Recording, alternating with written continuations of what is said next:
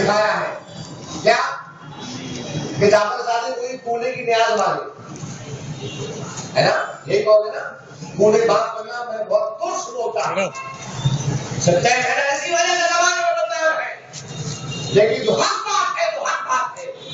امام جعفر صادق کے بارے میں کسی نے نہیں بتایا کہ امام جعفر صادق امام اعظم ابو حنیفہ کے استاد ہیں، اس نے بتایا اس پیدائش سے بتایا نہیں بتایا، صرف کیا بتایا گیا، ارے جلدی سے چلو اے لوگوں، چلو چلو چل کے کونے کی ریاض کو طرح طرح کی رسموں میں پھنسا کے رکھ دیا تم لوگوں کو، رسموں میں پھنسا کر جو صاحب رسم ہے یعنی جن سے وہ رسمیں جڑی ہوئی ہیں ان کی زندگی کو پورا بھلا دیا گیا، ان کی سیرت کا پردہ ڈال دیا گیا۔ اب تمہیں معلوم ہی نہیں ہے کہ جعفر صادق نے قرآن کی کیا تفسیر کی ہے، جو جن کو اللہ نے امام بنایا تھا ان کی بات کو چھپا دیا گیا، اور جن کو لوگوں نے 4-5 لوگوں نے مل کر کہہ دیا یہ امام ہے، ان کی بات کو ایڈورٹائز کر کے اور پرائیویٹ جسے کہتے ہیں نا کارپوریٹ میڈیا کے ذریعے ان کو لبا دیا گیا۔ اس کا نتیجہ کیا ہے؟ اس کا نتیجہ یہی ہوا کہ آج مسلمان کو شک کی نظر سے دیکھتا۔ سوچو ذرا اپنے دلوں میں جھانک کے دیکھو، کوئی تمہیں داڑھی ٹوپی والا نظر آتا ہے، ایک پریکٹیکل بات بول رہا ہوں، کوئی تمہیں داڑھی ٹوپی والا نظر آئے، کرتا پاجامہ پہنا نظر آئے، تم اسے سلام کرتے ہو؟ تم اسے سلام نہیں کرتے، نہیں کرتے، کیوں؟ کیونکہ تمہارے دلوں میں ڈال دیا گیا کہ پہلے اس کا ایمان پرکھ لو، پہلے اس کا ایمان جانچ لو، اس کے بعد اس کو سلام کرو، ہے کہ نہیں؟ ہے نا؟ یہی بات ہے نا؟ یہ سنی ہے یا یہ ہے یا وہ ہے، اللہ اکبر۔ میں پوچھتا ہوں کہ نبی نے فرمایا تھا یہ؟ تم مجھے خالد کا جواب دو کہ نبی نے فرمایا ہے؟ نبی نے فرمایا ہے سلام کو عام کرو، کیوں عام کرو؟ سلام کو عام کرنے کی حکمت کیا ہے؟ سلام کو عام کرنے کی حکمت یہ ہے، آج میڈیا میں یہ پھیلایا جا رہا ہے کہ مسلمان ٹیررزم پھیلاتا ہے، مسلمان ٹیررسٹ ہوتا ہے، ان کو تمہیں جواب دینے کے لیے نبی کی حدیث کافی ہے، نبی کی سنت کافی ہے۔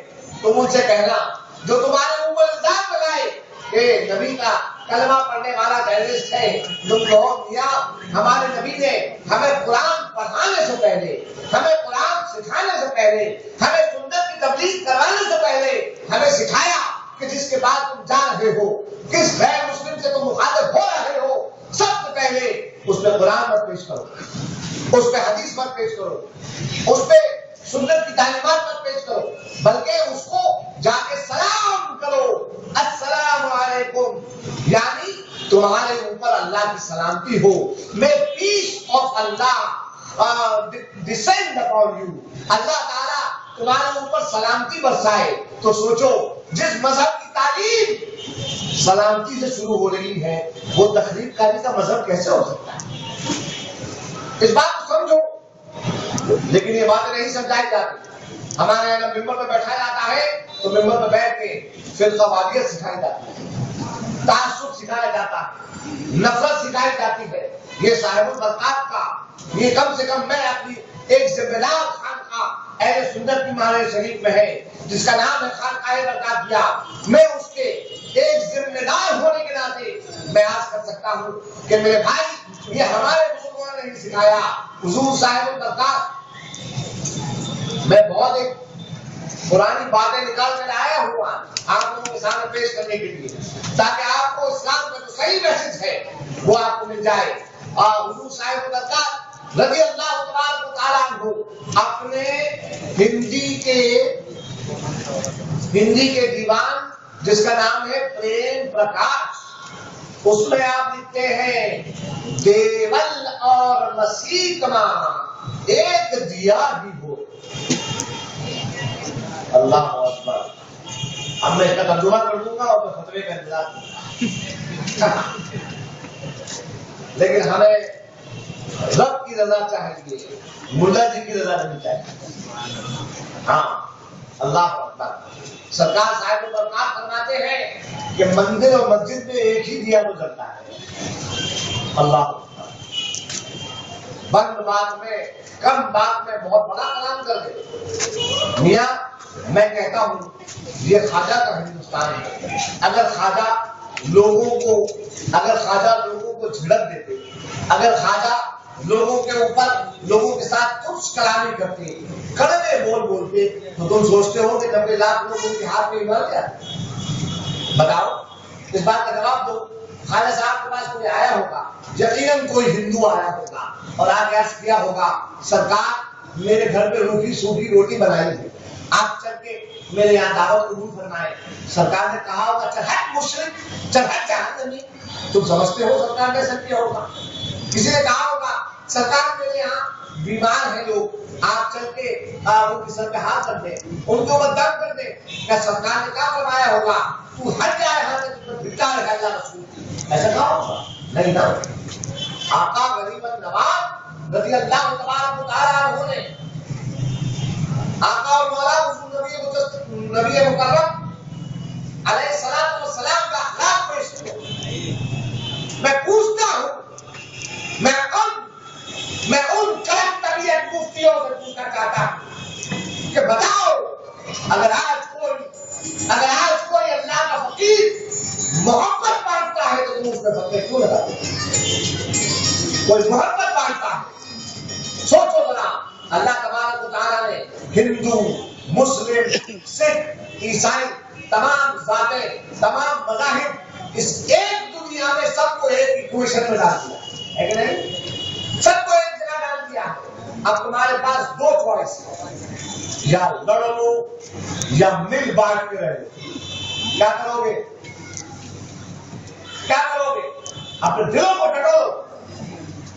ٹٹولو, میں نے کل بھی کہا تھا کہ تم میں سے ہر ایک مسلمان اسلام کا داعی ہے, تم میں سے ہر ایک انسان. اگر تم صحیح تو لوگ کہیں کہ دیکھو اسلام کتنا اچھا دین ہے. معلوم ہے آپ کو اسلام کے بارے میں, قرآن کے بارے میں غیر مسلموں کو کیا معلوم ہے؟ حدیث کے بارے میں غیر مسلموں کو کیا معلوم ہے؟ رسول اللہ کی سنت کے بارے میں غیر مسلموں کو کیا معلوم ہے؟ حسین کون تھے غیر مسلموں کو کیا معلوم ہے؟ ارے میاں یقین جاننا تمہارے اندر لوگ حسین کو دیکھتے ہیں, تمہارے اندر لوگ ابو بکر صدیق کو دیکھتے ہیں, تمہارے اندر لوگ عمر بن خطاب کی عدالت کو ڈھونڈتے ہیں, تمہارے اندر لوگ عثمان بن عفان کی سخاوت کو دیکھتے ہیں. اب سوچو تم ایک مسلم, تمہاری صداقت ہوگی, مسلم تمہاری صداقت نہیں ہوگی, بلکہ لوگ کہیں گے دیکھا یہ صدیق اکبر والا ہے, تمہاری عدالت ہوگی. تم انصاف کرو گے, لوگ کہیں گے دیکھا یہ عمر بن خطاب کا عاشق ہے. تم لوگوں کے اوپر لوگوں کی بھلائی کے لیے دونوں ہاتھوں سے اللہ تعالیٰ کا دیا ہوا کام اٹھاؤ گے, لوگ کہیں گے دیکھا یہ عثمان غنی کا صحیح معنی میں دیوار ہے. تو ظلم کے سامنے اپنی صداقت پیش کرو گے, لوگ کہیں گے دیکھا یہ علی مرتضیٰ کا غلام ہے. تو ایثار اور قربانی میں کمال کر جاؤ گے, لوگ کہیں گے واقعی یہ سچا حسینی ہے. میاں سب سے پہلے حسین کا ذکر شروع کرنے سے پہلے اس بات کو سمجھ لو کہ حسین کا ذکر وہ کرے جو اپنے اندر حسین جیسے اوصاف پیدا کرے. حسین جیسے اوصاف, اللہ حسین جیسے اوصاف جو اپنے اندر پیدا کر دے, وہ سب سے پہلے اس بات کو سمجھ لے کہ وہ حق رکھتا ہے کہ ہاں وہ اپنے آپ کو حسینی بھی کہے اور وہ بیٹھ کے حسین کا ذکر کرے بھی اور خود حسین کا ذکر سنے.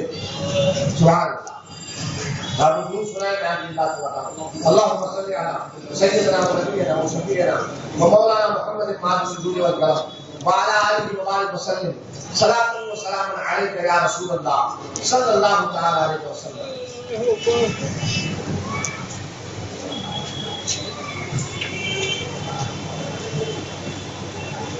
جن کا ذکر کرنے آج آپ کو ہم یہاں پہ حاضر ہیں,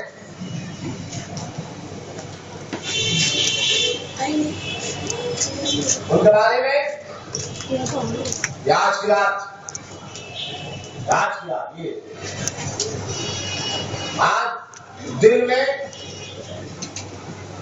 محرم 1437 ہجری کی 9 تاریخ اور مغرب کے بعد آج شب عاشورہ، مغرب کے بعد آج شب عاشورہ۔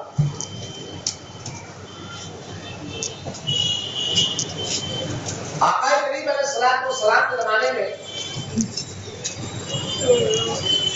اسلامی کیلنڈر سیٹ نہیں تھا، اسلامی المنیک سیٹ نہیں تھا۔ پھر مسلمان کہاں سے تاریخ اپنی چلاتے تھے؟ مسلم رومن کیتھولک کیلنڈر کو فالو کیا کرتے تھے۔ روم کے نصرانی جو کیلنڈر فالو کرتے تھے اس کیلنڈر کو مسلمان بھی اختیار کرتے تھے۔ یہ تاریخ ہے۔ ایک مرتبہ یہ ہوا کہ حضرت عمر بن خطاب رضی اللہ تعالیٰ عنہ امیر المومنین خلیفہ ثانی، آپ کے وقت میں 2 لوگوں کا مقدمہ عمر بن خطاب کی بارگاہ میں پیش کیا گیا اور صاحب ان کا جھگڑا یہ تھا کہ ایک دوسرے سے کچھ خرید و فروخت کی تھی انہوں نے، اور رسید جو دی گئی تھی اس پہ لکھا گیا تھا کہ ہم تمہارے مال کی ادائیگی شعبان میں کر دیں گے فلاں تاریخ سے۔ اب جھگڑا یہ اٹھا کہ چونکہ کوئی کیلنڈر فکس نہیں تھا تو یہ شعبان کون سی شعبان، اس سال کی شعبان، اگلے سال کی شعبان، یا جو گزر گئی وہ شعبان۔ یہ مقدمہ جب آیا حضرت عمر کی بارگاہ میں، حضرت عمر نے تمام لوگوں کو بلایا، مجلس شورا بٹھائی، مشاورتی کی کمیٹی، اور پھر اس کے بعد مذاکرہ ہونے لگا، مناقشہ ہونے لگا کہ آخر ہم لوگ ایک کیلنڈر اپنا تو نہیں اپناتے تاکہ اس قسم کے جھگڑے آگے چل کے ہماری قوم میں نہ پھیلے۔ کچھ لوگوں نے کہا، کچھ لوگوں نے مشورہ دیا کہ آقا علیہ الصلوۃ والسلام کی بعثت مبارک، یعنی سرکار نے جس دن اعلان نبوت کیا تھا اس دن سے ہم اپنی پہلی تاریخ مان لیتے ہیں، اس مہینے کو۔ کچھ لوگوں نے کہا کہ جس دن سرکار علیہ الصلوۃ والسلام اس دنیا میں تشریف لائے اس دن، اس مہینے کو ہم اپنا پہلا مہینہ مان کے اپنا کیلنڈر سیٹ کر لیتے ہیں۔ کچھ لوگوں نے کچھ کہا، کچھ لوگوں نے کچھ کہا۔ کسی نے کہا کہ ہم جو ہے وہ جنگ بدر کو اپنی تاریخ کی شروعات مان لیتے ہیں۔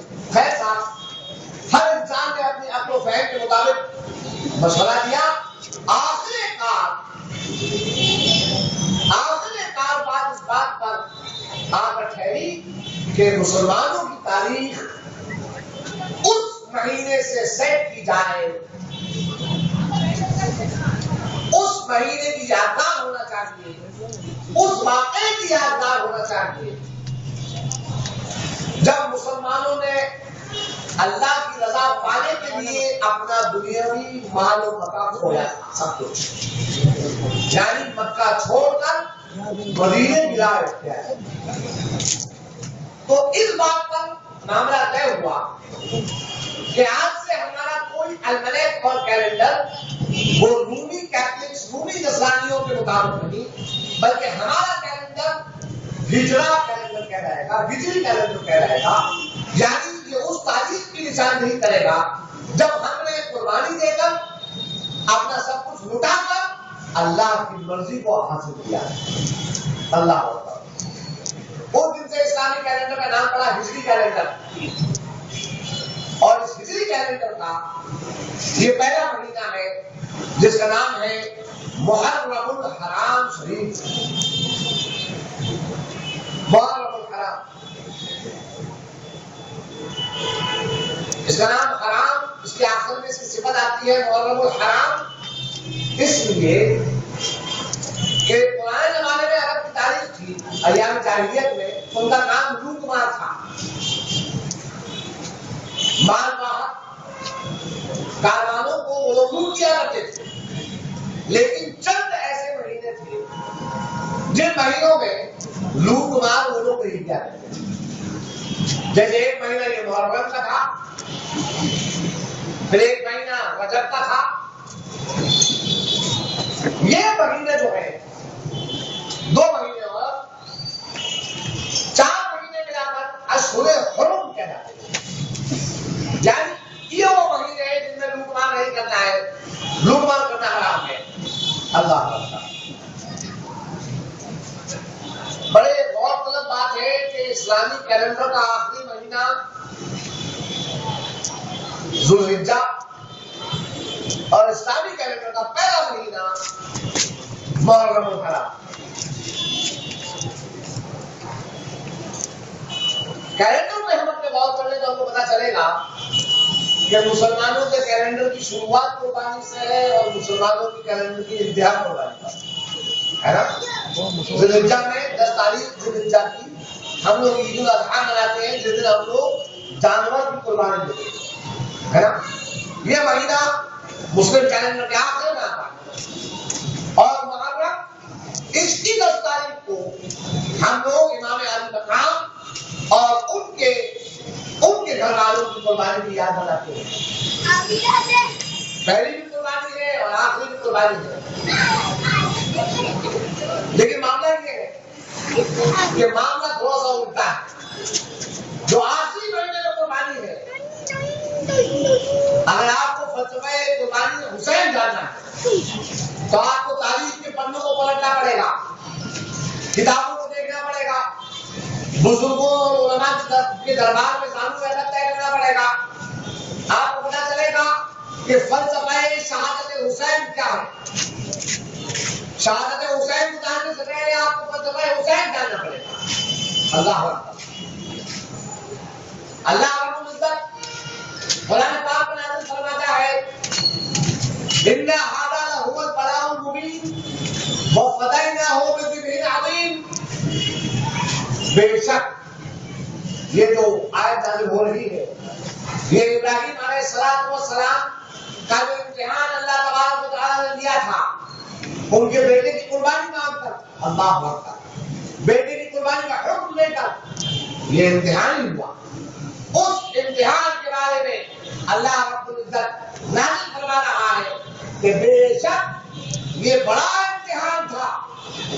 ان ھذا لہو البلاء المبین وفدیناہ بذبح عظیم. اور ہم نے اسماعیل کا فدیہ، اسماعیل کا بدلہ ذبح عظیم رکھا. سبحان اللہ. ابراہیم علیہ السلام، ابراہیم خلیل اور ان کے بیٹے حضرت اسماعیل ذبیح اللہ، ان کا واقعہ بڑا مشہور ہے. ابراہیم خلیل اللہ کو اللہ تبارک و تعالیٰ کی طرف سے حکم ہوا کہ تمہاری عزیز ترین چیز، تمہاری سب سے محبوب چیز تم اس کی قربانی دو. آپ نے جانوروں کو قربانی دی، حکم لگاتا رہا. آخر میں اشارہ ملا کہ تمہاری سب سے عزیز چیز تمہارا بیٹا اسماعیل، ہمیں اس کی قربانی چاہیے. اللہ اکبر. میاں جس کا جتنا بڑا مرتبہ ہوتا ہے اللہ کی بارگاہ میں اس کا امتحان بھی اتنا بڑا. جس کا جتنا بڑا مرتبہ اس کا امتحان بھی اتنا بڑا. اللہ اکبر. موسی کریم علیہ السلام جنگل میں تشریف فرما تھے. ایک کبوتر آیا، کبوتر آ کے آپ کے دائیں کندھے پہ بیٹھ گیا. کہنے لگا موسیٰ میں آپ سے ایک وعدہ کرنا چاہتا ہوں. فرمایا بول. کیا وعدہ؟ کہنے لگا کہ آپ مجھے اپنی پناہ دیں گے. فرمایا ہاں جا، ہم تمہیں پناہ دیں گے. اللہ کے حکم سے یہ کہنا ہی تھا کہ ان کے دائیں بائیں کندھے پر ایک باز آ کے بیٹھ گیا اور باز آ کے کہنے لگا موسیٰ علیہ السلام سے اے موسیٰ ہم تم سے ایک وعدہ چاہتے ہیں. ارشاد فرمایا بول. کیا وعدہ چاہتا ہے؟ کہنے لگا ہم جو طلب کریں گے تم ہمیں دو گے. فرمایا ہاں میری قدرت میں ہوگا تو میں دے دوں گا، میں وعدہ کرتا ہوں تجھ سے. باز کہنے لگا یہ جو تمہارے دائیں کندھے پر جو کبوتر بیٹھا ہے یہ میرا شکار تھا، یہ بچ کے مجھ سے نکل کے تمہارے کندھے پہ آ کے بیٹھ گیا، یہ دے دو مجھے. اللہ یہ دے دو مجھے. اب سوچو کیسے الجھن ہے کہ کبوتر سے وعدہ کر چکے ہیں کہ ہم تجھے بنا دیں گے، اور باز سے وعدہ کر چکے ہیں کہ ہم تیری بات کا انکار نہیں کریں گے، کہ تیری طلب کا انکار نہیں کریں گے۔ جیسی جس کی ذات ہوتی ہے، جیسا جس کا مرتبہ ہوتا ہے، اتنا ہی بڑا اس کا امتحان ہوتا ہے۔ اللہ اکبر۔ موسیٰ کلیم نے خنجر نکالا، خنجر نکال کر اپنا اللہ اکبر اپنے زانو کھولا اور زانو کو کاٹنے لگے۔ بعد میں پوچھا کیا کرتے ہو موسیٰ؟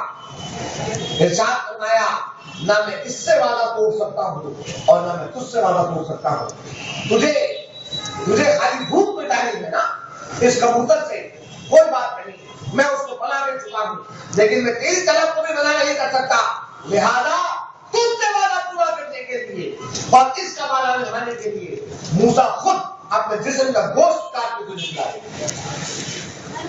موسیٰ کلیم نے خنجر چلانا ہی چاہا تھا کہ وہ کبوتر اور باز فرشتے کا روپ لے کے سامنے آئے، دو فرشتوں کا روپ لے کے کہنے لگے نہیں موسیٰ کلیم علیہ الصلوۃ والسلام، آپ ایسا نہ کریں، آپ خنجر نہ چلائیں، ہم کو آپ کے رب نے بھیجا تھا کہ ہم آپ کا امتحان لیں اور رب کی طرف سے آپ کو بشارت ہو کہ آپ امتحان میں کھڑے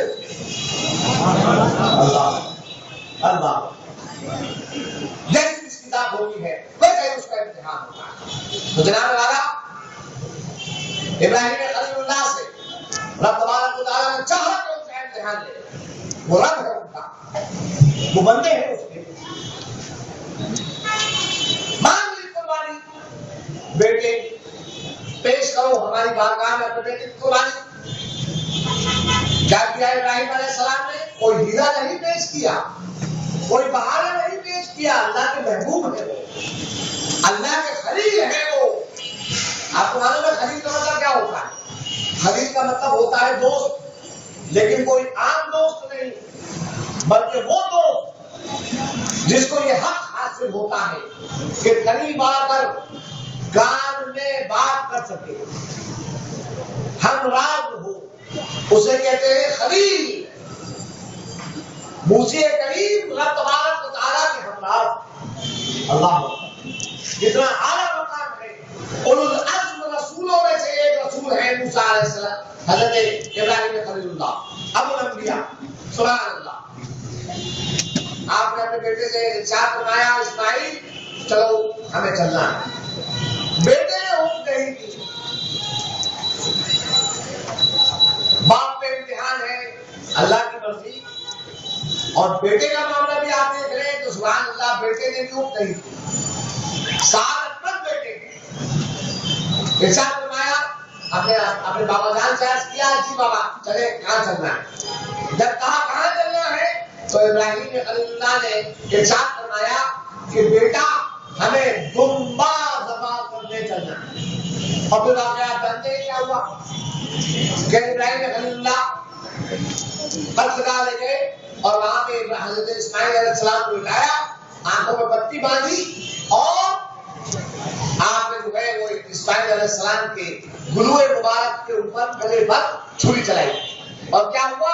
اللہ کے حکم سے اسماعیل علیہ السلام کو جبرائیل علیہ السلام جو ہے یہاں پہ لے گئے اور ان کی جگہ جنت کا دمبا لا کے رکھ دیا گیا۔ یہ واقعہ معلوم ہے ہے کہ نہیں؟ میں پوچھتا ہوں جنت سے اونٹ کیوں نہیں لا کے رکھا گیا؟ یا جو دوسرے حلال جانور ہیں کچھ کا نام لینے سے قانونی وجہ سے جو ہے میں خاموش ہوں۔ حلال جانور دوسرے بھی ہیں، آپ جانتے ہیں، سمجھدار کو اشارہ کافی ہے، وہ جانور کو نہیں رکھے گئے وہاں۔ اللہ اکبر۔ تو میاں یہ سوال اٹھتا ہے دل میں، اس کا جواب یہ ہے کہ جب اسماعیل علیہ السلام نے پوچھا تھا کہ بابا ہم لوگ کہاں جا رہے ہیں، تو ابراہیم علیہ السلام نے کیا فرمایا تھا؟ بیٹا دمبا ذبح کرنے جا رہے ہیں۔ بات زبان سے نکل گیا تھا اور وہ کوئی معمولی آدمی نہیں ہے، اولو العزم رسول ہے اللہ تبارک و تعالیٰ کے، ابراہیم خلیل جن کا نام ہے۔ سبحان اللہ سبحان اللہ اللہ اکبر۔ آج کے زمانے کا کوئی مولوی، آج کے زمانے کا جاہل، آج کے زمانے کا نابکار بے ایمان، آج کل بہت ایسے پیدا ہو گئے ہیں کوئی اٹھ کے انگلی اٹھا کے کہہ سکتا تھا اگر اونٹ آ جاتا، اگر وہاں پہ جنت سے کوئی دوسرا جانور آ جاتا تو کہہ سکتے تھے دیکھا بیٹے سے کہا تھا دمبا لے جمع کرنے جا رہے ہیں، مگر وہاں سے اونٹ آ گیا، وہاں سے بڑا جانور آ گیا۔ اللہ اکبر، اللہ تبارک و تعالیٰ اپنے محبوب بندوں کا بھرم رکھا۔ اللہ رب العزت نے اپنے خلیل کی زبان کا بھرم رکھا اور خلیل کی زبان کی طرف دمبا نکلا تھا تو جنت سے دمبا ہی نکلا۔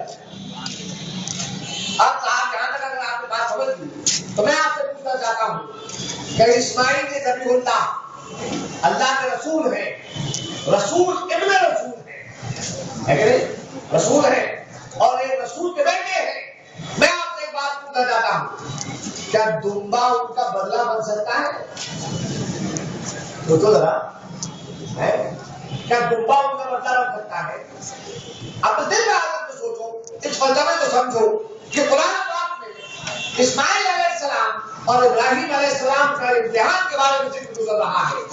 ان هذا لهو البلاء المبین وفدیناہ بذبح عظیم، بے شک یہ جو ابراہیم اور اسماعیل کے ساتھ ہوا یہ بہت بڑا امتحان تھا اور ہم نے اسماعیل کو اسماعیل کے بدلے ایک کا بدلہ ایک ذبح عظیم دیا۔ تو ذبح عظیم یعنی عظیم قربانی کیا دمبا ہو سکتی ہے ان کا بدلہ؟ نہیں ہو سکتی، بالکل نہیں ہو سکتی۔ اللہ اکبر، روایتوں میں آتا ہے کہ جب ابراہیم علیہ السلام نے آنکھوں سے پٹی ہٹائی اور سامنے دیکھا کہ ان کے بیٹے اسماعیل نہیں بلکہ دمبا ہے وہاں پر، تو ان کے دل میں خطرہ لاحق ہوا کیا کہ مولا اگر دمبا ہی ذبح کرنا تھا تو دمبے کا ہی حکم ہوتا، بیٹے کا حکم کیوں ہوا؟ اللہ اکبر، اس بات کا دل میں آنا، اس بات کا دل میں آنا، سبحان اللہ۔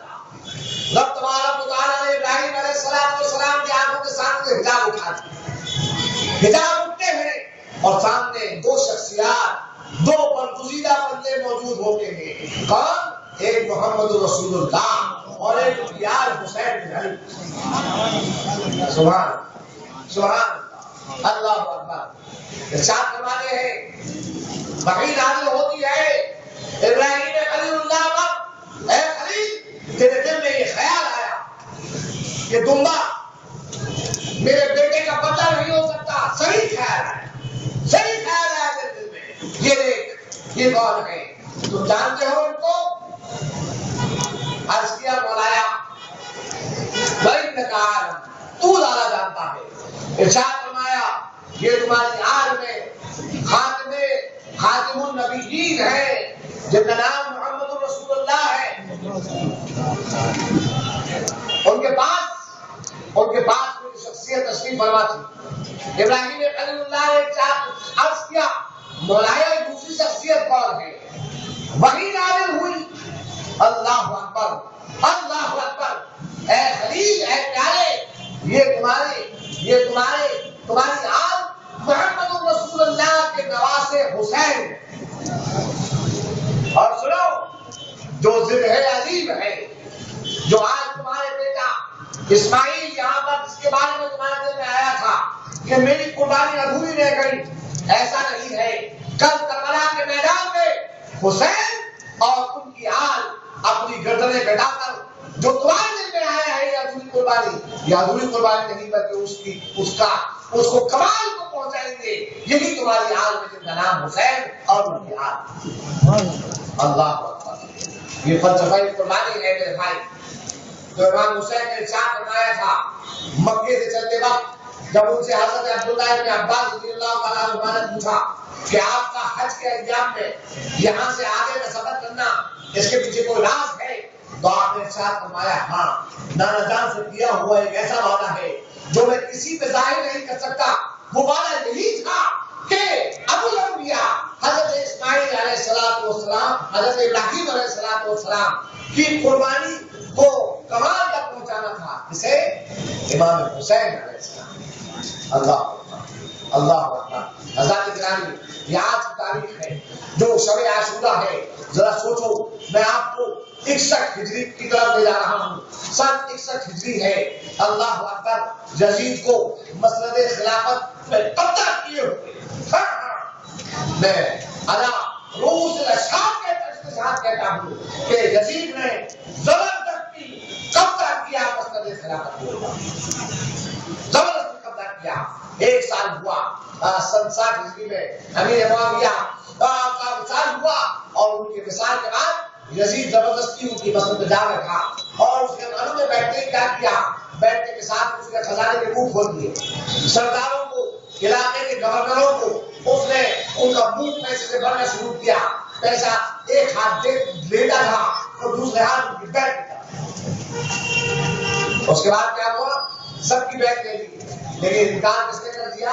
حسین بن علی نے انکار کیا. اللہ اکبر. سب کی بیعت ایک طرف اور حسین بن علی کا ہاتھ ایک طرف. کیونکہ جانتے ہیں حسین کا ہاتھ کس کا ہاتھ ہے؟ حسین کا ہاتھ رسول اللہ کا ہاتھ ہے کہ نہیں؟ حسین کا ہاتھ کس کا ہاتھ ہے؟ حسین کا ہاتھ رسول اللہ کا ہاتھ ہے. اس میں کس کی طاقت ہے؟ اس میں کس کی قدرت ہے؟ اللہ تبارک و تعالیٰ کے جو نائب مطلق ہیں حضور محمد عربی صلی اللہ تعالیٰ علیہ وسلم ان کے دست پاک میں اللہ تبارک و تعالیٰ نے جو قدرت عطا فرمائی ہے اس کا فیض کہاں جاری ہے؟ اس کا فیض مجھے کہہ دیا جائے وہ حسین کے ہاتھ میں جاری ہے. حسین کے ہاتھ میں جاری ہے. اللہ اکبر. اللہ اکبر. میں آپ کو آج کی رات میں چلتا ہوں لیکن 1437 کی رات نہیں ہے بلکہ 61 ہجری کی رات ہے. 61 ہجری کی رات میں کربلا اللہ تبارک و تعالیٰ کربلائے معلیٰ میں ہمیں اور آپ کو حاضری دینے کی توفیق عطا فرمائے. ہمیں زیارت کربلا سے اللہ کو صدق فرمائے. آپ کو معلوم ہونا چاہیے میں آپ کو ایک تاریخ کی بات بتا رہا ہوں کہ شہادت حسین کے بعد 40 دن پورے ہوتے ہیں. لشکر کے بعد عشرہ محرم کے 40 دن بعد کربلا میں ایک تاریخ چلی آ رہی ہے کہ وہاں پر 40 نام کا بہت بڑا جلوس نکلتا جس میں ہر سال 4 کروڑ لوگ شرکت کرتے ہیں اور ان 4 کروڑ لوگوں میں سنی بھی ہوتے ہیں اہل سنت اہل تشیع بھی ہوتے ہیں اس میں کرسچن بھی ہوتے ہیں اور آپ کی نالج کے لیے اس میں ہمارے ہندوستان سے بڑے بڑے سادھو اور سنت بھی جاتے ہیں شرکت کرنے. آپ کو معلوم ہے بات یہ بات آپ کو کسی نے بتائی نہیں ہوگی ہے نا. میں آپ کو بتا رہا ہوں انٹرنیٹ پہ جا کر گوگل میں علامہ گوگل سے آپ کو سرچ کر لیجیے گا. ہاں جا کے آپ کو سرچ کر لیجیے گا کہ مسلمانوں کا جو سب سے بڑا آپ کو آج دنیا میں جلوس ملے گا وہ 40 کا جلوس ملے گا جس میں کئی کلومیٹر لمبا دسترخوان لگایا جاتا ہے. کئی کلومیٹر لمبا دسترخوان لگتا ہے اور کس کے نام میں لگتا ہے؟ حسین بن علی کے نام. اور وہاں پہ کون جمع ہوتے ہیں؟ اہل سنت بھی آتے ہیں اہل تشیع بھی آتے ہیں اور وہاں پر حدود بھی آتے ہیں. ہر ذات و دھرم و مذہب کے لوگ وہاں پہ جمع ہوتے ہیں. اللہ اکبر. دعوت کس کی ہوتی ہے؟ دعوت آل رسول کی ہوتی ہے کیونکہ آل رسول کے نانا سارے عالم والوں کے لیے رحمت بن کے آئے تھے ہے کہ نہیں؟ سارے عالم والوں کے لیے رحمت بن کے آئے تھے. اللہ اکبر. تو جناب والا آج کی میں آپ کو رات میں چلتا ہوں 61 ہجری ہے سن اور 61 ہجری اور شب عاشور ہے اور اس رات کو سبحان اللہ ایک ادھیر عمر کا مرد تلوار کی نوک پر یوں اپنی تھوڑی رکھے ہوئے کچھ فکر رہے. ایک سناٹا چھایا ہوا ہے.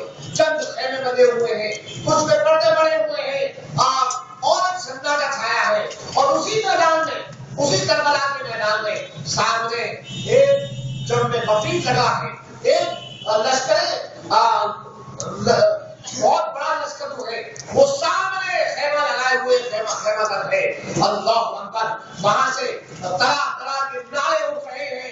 یہ ماحول ہے 61 ہجری 9 محرم کا. اللہ اکبر. ایک شور بجتا ہے وہ اندھیرے عمر کا مرد چہرہ اٹھاتا ہے. چہرہ اٹھا کر ایک آواز لگاتا ہے عباس میرے بھائی طرف دیکھو تو صحیح، یہ یزیدیوں کی طرف سے شور کیوں اٹھا ہے؟ یہ ادھیڑ مرد کون ہے؟ ادھیڑ عمر مرد کون ہے؟ اللہ اکبر، یہی تو ابن رسول اللہ ہے جن کا نام حسین بن علی ہے، 56 سال کی عمر ہے، تلوار کی نوک پر وہ اپنی تھوڑی رکھے ہوئے افکار میں مگن ہے کہ کل ہمیں جام شہادت نوش کرنا ہے۔ اللہ اکبر، اللہ اکبر۔ سرکار عباس علمدار جو حضرت امام حسین کے سوتیلے بھائی اور حضرت امام حسین کی فوج کے علمدار ہیں، حضرت عباس ان کا لقب قمرے بنی ہاشم ہے، بنی ہاشم کا چاند۔ عباس علمدار جاتے ہیں، سامنے دیکھتے ہیں کہ شمر، لوگ اس کا نام اکثر شمر ذی الجوشن کہتے ہیں، نام اس کا شمر نہیں ہے بلکہ شمر نام ہے اس کا، شمر ذی الجوشن، شمر ذی الجوشن۔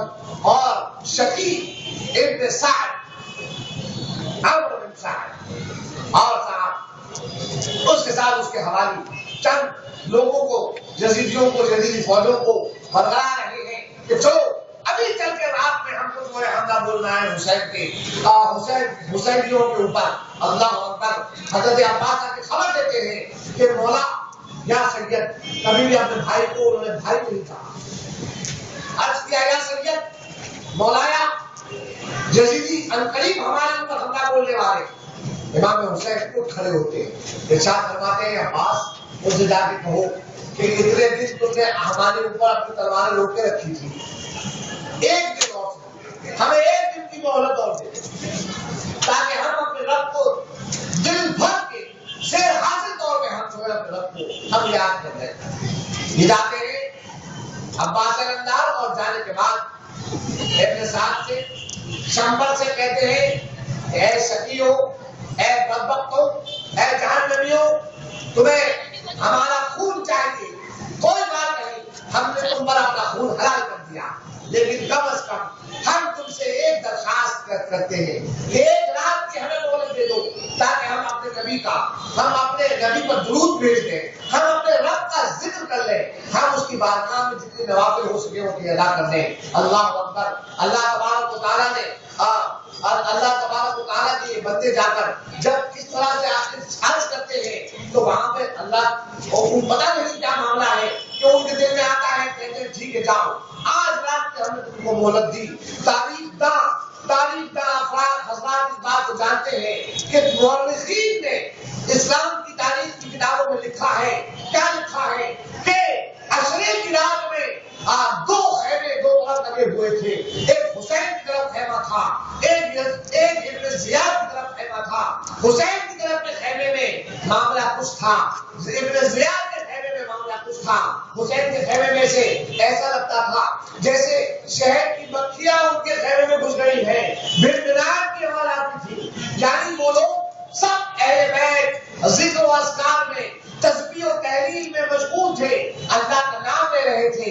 ابن زیاد اور یزید کے جو فوجی تھے وہ لوگ کیا کر رہے تھے؟ کوئی نیزے کے اوپر اور تیر کے اوپر زہر پلا رہا تھا، کوئی تلوار کو تیز کر رہا تھا، کوئی اپنے گھوڑے کی رکاوٹ صحیح کر رہا تھا، کوئی اپنے گھوڑے کو تیز کرا رہا تھا۔ اللہ اکبر۔ حسینیوں کو قتل کرنے کی تیاری یہاں چل رہی تھی، اللہ کو راضی کرنے کی تیاری یہاں چل رہی تھی۔ حسینیوں کو قتل کرنے کی تیاری، رسول اللہ کے جگر گوشوں کو قتل کرنے کی تیاری یہاں چل رہی تھی، اور اللہ کو راضی کرنے کی تیاری یہاں چل رہی تھی۔ ذرا سوچو، اپنے دلوں میں ہاتھ رکھو، دلوں میں ہاتھ رکھنے کے بعد اس دنیا کی موہ مایا سے توبہ کرنے کے بعد ذرا سوچو کہ کبھی تمہارے اوپر ایسا وقت خدا نہ کرے آ جائے تو تم کیا کرو گے؟ جو وقت حسین بن علی پر آیا تھا، جو وقت قاسم پہ آیا تھا، جو وقت علی اکبر پہ آیا تھا، جو وقت عباس علمدار پہ آیا تھا، جو سکینہ فاطمہ سورہ پہ آیا تھا، جو وقت زینب پہ آیا تھا، ذرا سوچو یہ وقت تمہارے اوپر آ جائے تو تمہارے دلوں پہ کیا گزرے گی؟ اللہ اکبر، اللہ اکبر۔ میں قربان جاؤں حسین کے انصار کے، جو لوگ حسین اور آل حسین کے انصار بنے۔ میرے بھائی، میں تم سے کہتا ہوں کہ جب مکہ معظمہ سے امام حسین اپنے آل اولاد کے ساتھ جب تشریف لا رہے تھے تو کیا ہوا معلوم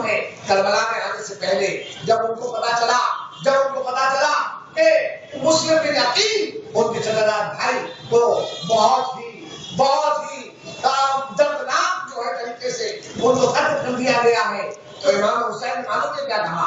امام حسین نے اپنے انصار سے کہا اے میرے پیارے انصار دیکھو رات کا اندھیرا ہے میں اپنی آنکھیں بند کر دیتا ہوں اور میں تمہارے اوپر ان یزیدیوں کی دشمنی مجھ سے ہے تم سے دشمنی نہیں ہے یہ میرے خون کے پیاسے ہیں تمہارے خون کے پیاسے نہیں ہے تم سے ان کو کوئی مطلب نہیں ہے. ایک کام کرو میں آنکھیں بند کر لیتا ہوں رات کا اندھیرا بھی ہے تم جہاں چاہو چلے جاؤ میں تم کو مولد الزام نہیں ٹھہراؤں گا.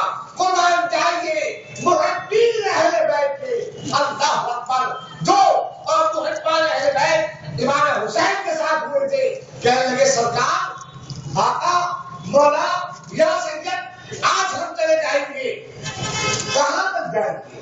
کل قیامت کے میدان میں آپ کے نانا جب ہم سے پوچھیں گے کہ تم لوگوں نے میرے بیٹے حسین کو پیٹھ دکھائی تو ہم کو کیا جواب دیں گے؟ ہم ان کو کیا جواب دیں گے؟ نہیں سرکار ہم آپ کے ساتھ اس لیے نہیں آئے کہ آپ کو پیٹھ دکھائیں.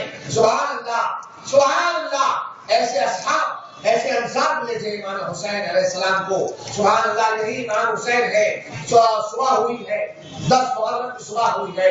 اللہ اکبر 10 محرم کی جیسے ہی صبح ہوئی تو معلوم ہے کیا ہوا؟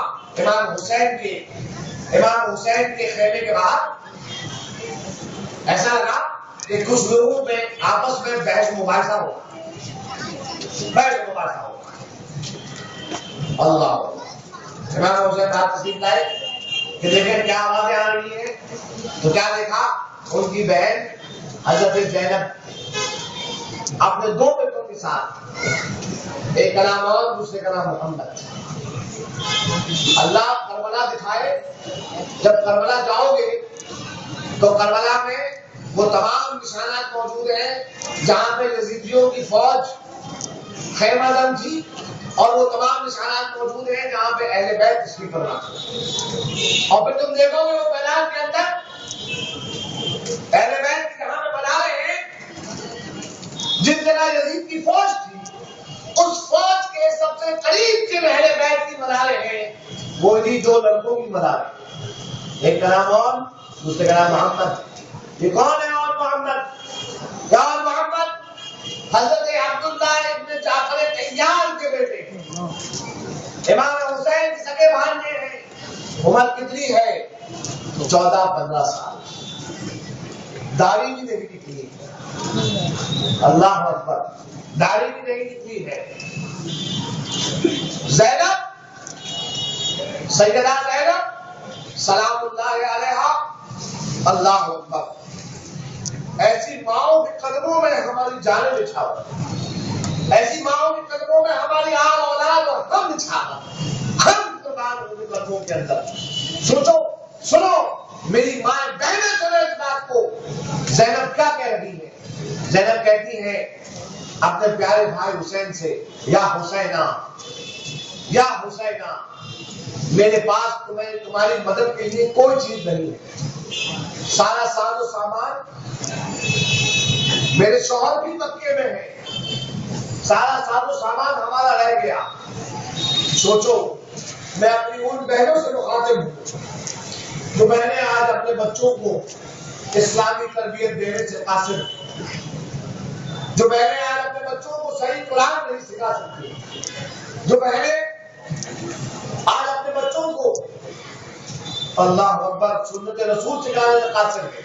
جو بہنیں اس بات کا بہانہ ڈھونڈتی ہے کہ ہمیں کوئی ایسا اسکول ملے جس اسکول کے اندر ہمارا بچہ قرآن سیکھ سکے.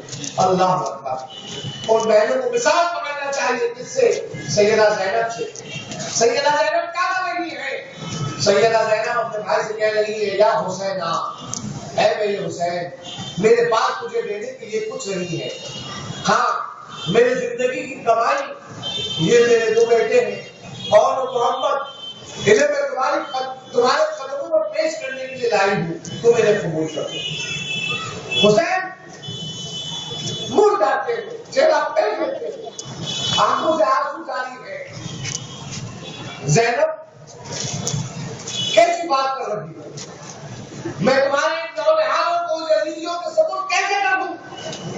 عرض کرتی ہے نہیں بھائی جان میں نے ان کو پیدا ہی اس لیے کیا تھا کہ تمہاری خدمت میں رہے۔ اللہ اکبر، اللہ اکبر۔ حسین کہتے ہیں جاؤ بیٹا، جاؤ جاؤ جاؤ بیٹا، حوض کوثر پہ محمد عربی تمہارا انتظار کر رہے ہیں۔ 3 دن کے بھوکے پیاسے، سوچو 14-15 سال کے، آج کے 14-15 سال کے بچے کیا کرتے ہیں؟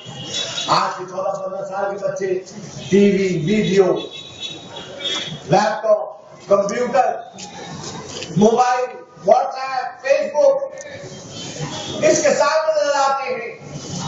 اور ان کو دیکھیے اور محمد کو کہ ان کی تعلیم بھی ابھی نہیں نکلی ہے، اور یہ کہاں جا رہے ہیں؟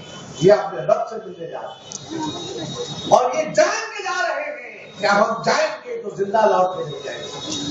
آج کے بعد ہم دوسرا سورج نہیں دیکھیں گے، ہم پوری جوانی نہیں دیکھیں گے، ہم پوری زندگی نہیں دیکھیں گے۔ اللہ اکبر۔ یہ جان کے جا رہے ہیں، جاتے ہیں۔ تاریخ اس بات میں گواہ ہے، تاریخ دانوں نے انصاف کر کے، جو انصاف کرنے والے ہیں انہوں نے اہل بیت کے ساتھ جنہوں نے انصاف کیا ہے، وہ تاریخ داں ان 3 دن کے بھوکے پیاسے چھوٹے بچے، میں چھوٹا ہی کہوں گا، 14-15 سال کے بچے، کوئی عمر نہیں ہوتی ہے، ابھی جوانی بھی پوری طرح سے نہیں ابھر کے آئی ہے۔ اللہ اکبر۔ یہ جاتے ہیں اور تاریخ داں کہتے ہیں کہ جس جگہ، جس زمین پر انہوں نے تلوار چلائی ہے، وہاں پہ ہزاروں سینکڑوں کے اعتبار سے انہوں نے یزیدیوں کو واصل جہنم کر دیا ہے۔ 3 دن کے بھوکے پیاسے، اور محمد یزیدیوں کے پرخچے اڑاتے چلے جاتے ہیں، لیکن 3 دن کے بھوکے پیاسے آخر کب تک رکھتے ہیں؟ آخر کار نابکاروں میں، جہنمی بدبختوں میں، اور ان کو مار گرایا۔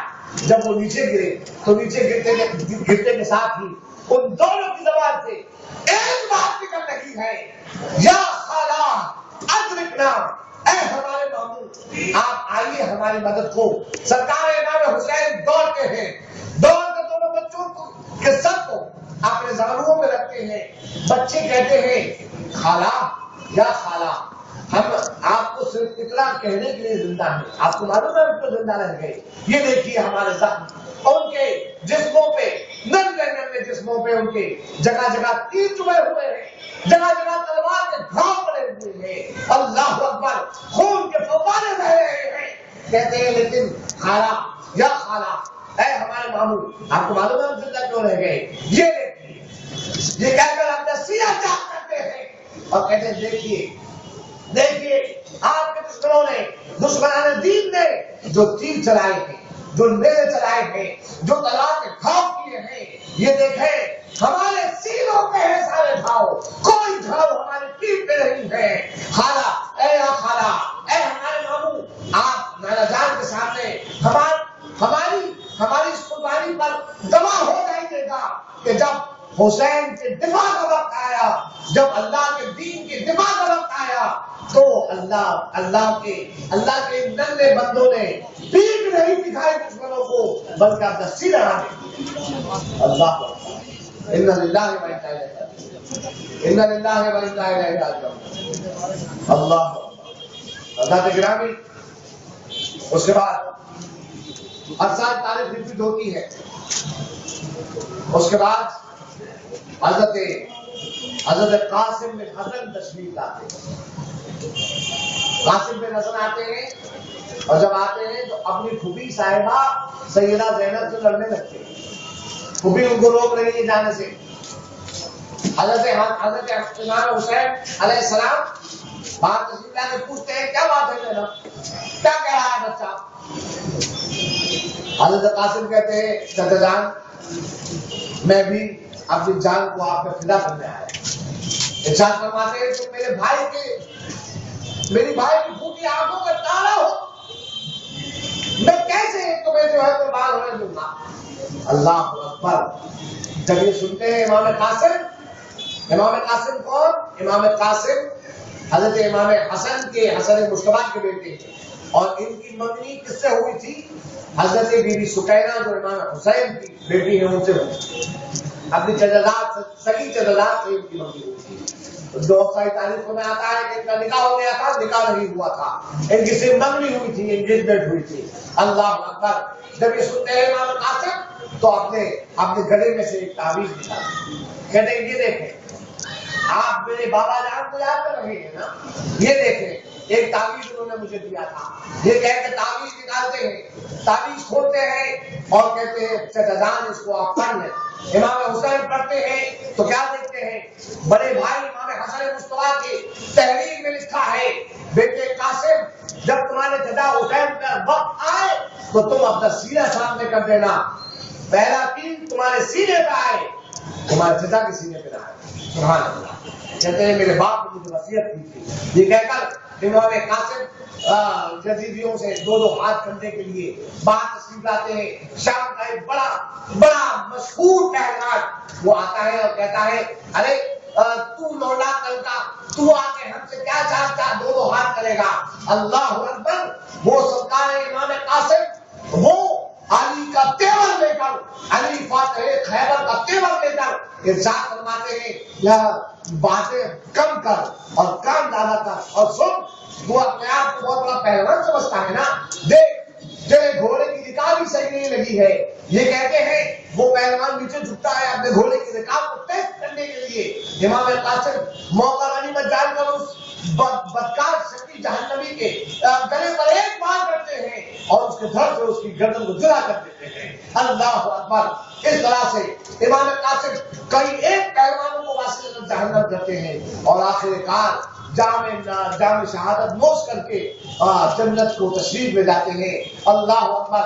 اسی طرح سے حضرت امام علی اکبر جو آقا حسین مولا حسین علیہ السلام کے بیٹے ہیں، وہ ان کی عمر اس وقت 18-19 سال ہے، اور حضرت علی اکبر کے بارے میں مشہور ہے کہ یہ آقا کریم علیہ السلام سے سب سے زیادہ مشابہت۔ حضرت امام علی اکبر وہ تشریف لاتے ہیں اور کہتے ہیں، بابا جان مجھے اجازت دے، یہاں پر اولاد والے لوگ بیٹھے ہیں، میں پوچھتا ہوں، سوچو کیا تم اپنے ہاتھوں سے اپنے بیٹوں کو موت کے منہ میں ڈالو گے؟ سوچو ذرا، ڈالو گے اپنے ہاتھ سے اپنے بیٹوں کو موت کے منہ میں؟ کیسا باپ ہے حسین اور کیسا بیٹا ہے علی اکبر۔ سبحان اللہ۔ آپ تشریف لے جاتے ہیں، اپنے ہاتھ سے ان کو عمامہ پہناتے ہیں، اپنے ہاتھ سے ان کو تلوار حمایت کرتے ہیں اور گھوڑے پہ بٹھا کر، میمون نام کے گھوڑے پہ بٹھا کر تو کہتے ہیں، جا بیٹا میں نے تجھے اللہ کے حوالے کیا، میں نے تجھے اس کی سبکدگی میں دیا، جا تیرے نانا جان تیرا حوض کوثر میں انتظار کر رہے ہوں گے۔ سبحان اللہ۔ امام علی اکبر تشریف لاتے ہیں، یزیدیوں کے پر خچے اڑا کر ایک آواز ان کے گلوئے اچھا سے نکلتی ہے، یا ابتا العطش، اے میرے بابا جان پیاس پیاس۔ اللہ اکبر۔ امام حسین کہتے ہیں، میرے پاس آ میرے بیٹے، تشریف لاتے ہیں خدمت میں، سرکار امام حسین فرماتے ہیں، بیٹا یہ میری انگوٹھی کو چوس دے۔ اللہ اکبر۔ سرکار علی اکبر کے دہنے اثر میں آپ اپنی انگوٹھی کرتے ہیں، کہتے ہیں، بابا جان اس انگوٹھی نے بھی میری پیار نہیں گزری۔ فرماتے ہیں، بیٹا صبر کر، وہ دیکھ تیرے نانا حوض کوثر پہ پیالہ لیے تیری پیار گزارنے کے لیے کھڑے۔ اللہ اکبر، اللہ اکبر۔ جام شہادت نوش کرتے ہیں حضرت علی اکبر۔ انا للہ و انا الیہ راجعون۔ اس کے بعد حضرت عباس علمدار تشریف لاتے ہیں، کہتے ہیں، یا سیدی زندگی بھر کبھی بھائی جان نہیں کہا، کبھی بھائی نہیں کہا، اور کون ہے حضرت عباس علمدار؟ آپ کو معلوم ہونا چاہیے اسلام کے اندر، اسلام کی شریعت میں ایک مرد کو 4 نکاح کرنا جائز ہے، لیکن یہ ماں فاطمہ الزہرا سلام اللہ علیہا کی خصوصیات میں سے ایک خاصیت ہے کہ جب تک ماں فاطمہ بقید حیات رہی تب تک مولا علی کو دوسرا نکاح کرنا حرام تھا۔ اللہ اکبر۔ جب ماں فاطمہ دنیا سے تشریف لے جائے لگی تو آپ نے مولا علی کو یاد فرمایا اور آپ نے اپنے شوہر نامدار کی بارگاہ میں عرض کیا کہ میں چاہتی ہوں کہ میرے بعد آپ عرب کی ایک ایسی عورت سے آپ نکاح کریں جس کے بدن سے ایسا بیٹا پیدا ہو جو میرے بیٹے حسین کا زندگی بھر وہ دل سے خدمت گزار. اللہ اللہ اکبر. چنانچہ ماں فاطمہ کی مثال کرا حضرت امام حسین عالی مقام امام عالی مقام نے ام البنین سے نکاح کیا اور ان سے ان کے بدن مبارک سے کون پیدا ہے؟ یہی عباس علمدار جن کا لقب ہے قمر بنی ہاشم کا چاند. قد ان کا اتنا طویل تھا کہ جب آپ گھوڑے پر بیٹھتے تھے تو آپ کے پیر زمین کو لگا کرتے تھے. شجاعت میں مولا علی کا پرتو نظر آتے تھے. سبحان اللہ. شجاعت میں مولا علی کا پرتو نظر آتے تھے. آپ نے امام حسین عالی مقام جب آپ پیدا ہوئے تو امام علی نے ان کو اپنے ہاتھ میں لیا. آپ نے آنکھیں نہیں کھولی. اس کے بعد حسن مصطفیٰ نے ہاتھ میں لیا, آنکھیں نہیں کھولی. سرکار امام حسین نے جب اپنی گود میں لیا تو حضرت عباس علمدار نے آنکھیں کھولی. دنیا میں تشریف لانے کے بعد جو پہلا چہرہ آپ نے جس کی لعنت کی ہے وہ کون ہے؟ وہ حضرت امام عالی مقام امام حسین علیہ السلام ہے. سبحان اللہ. اللہ اکبر. اپنے اور ہاں ادب اپنے بڑے بھائی کا اتنا کہ زندگی بھر ان کو کبھی بھی بڑا بھائی کہہ کے نہیں پکارا, بلکہ جب خطاب کرنا ہوا تو ہمیشہ یا سیدی اے میرے سردار, یا مولائی اے میرے آقا, یہ کہہ کے خطاب کرتا. اللہ اکبر. عباس علمدار آتے ہیں, عرض کرتے ہیں مجھ سے عورتوں کا خانوادے کی عورتوں کی پیاس مجھ سے صحیح نہیں جاتی. آپ مجھے یا سیدی یا مولائی آپ مجھے اجازت دیں کہ میں مشک بھر کے جو ہے پانی لا کر یہ جو بچے جو دودھ پیتے بچے جو بلک رہے ہیں, یہ جو عورتیں پیاس سے بلک رہی ہیں, کم سے کم میں ان کی پیاس کا دور کرنے کا انتظام کر دوں. امام حسین فرماتے ہیں جا بھائی جا کے لیا. اللہ اکبر. پھر آپ نے وہ سنا بھی ہے اور پڑھا بھی ہے کہ حضرت عباس جاتے ہیں اور جا کر فرات سے یزیدیوں کے پروں کو ہٹاتے ہو جاتے ہیں, ان کے پر خچے اڑاتے ہو جاتے ہیں اور جا کر فرات میں سے پانی بھرتے ہیں. پانی بھر کے جب واپس لوٹتے ہیں تو ایک ایک کر کے پہلے ان کے 2 بازو کاٹ دیتے ہیں یزیدی. اس کے بعد اللہ اکبر, نیزہ در نیزہ, تلوار در تلوار اور تیر در تیر کر کے ان پہ جو گھاؤ ہوتے ہیں تو ایک آواز آتی ہے ان کے گلو اطہر سے, کہتے ہیں یا مولا ادرکنا, اے میرے آقا میری مدد کو پہنچے. اللہ اکبر. کیسا منظر رہا ہوگا وہ امام عالی مقام تشریف لاتے ہیں, اپنے پیارے بھائی عباس علمدار کا سر اپنے بازو میں رکھتے ہیں اور معلوم ہے کیا کہتے ہیں امام؟ کہتے ہیں میری ایک آرزو رہ گئی کہ زندگی بھر تو مجھے مولا کہتا رہا, زندگی بھر تو مجھے سردار کہتا رہا, زندگی بھر تو مجھے القاب اور آداب سے یاد کرتا رہا. جاتے جاتے کم سے کم اتنا کر کہ مجھے ایک مرتبہ بھائی کہہ دے. اللہ اکبر. کہتے ہیں یا اختار, اے میرے بھائی, اور یہ کہہ کر عباس علمدار آنکھیں بند کر لیتے ہیں. ان للہ و انا الیہ راجعون. سبحان اللہ. کیا زندگی ہے عباس علمدار کی اور کیا موت ہے عباس علمدار کی. آنکھ کھولی ہے حسین کی گود میں اور آنکھ بند کی ہے حسین کی گود میں. اللہ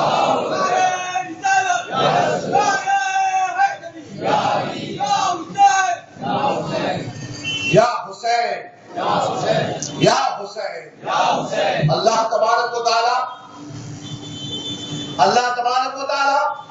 حسین کرتے ہوئے زندہ رکھے اور حسین کرتے ہوئے دنیا سے اٹھائے. قسم خدا کی جو حسین کا نام لے گا وہ حسین ہو جائے گا, اس کی عاقبت حسین ہو جائے گی, اس کی دنیا حسین ہو جائے گی, اس کی آخرت حسین ہو جائے گی, اس کے معاملات حسین ہو جائیں گے. اللہ اکبر. اللہ اکبر.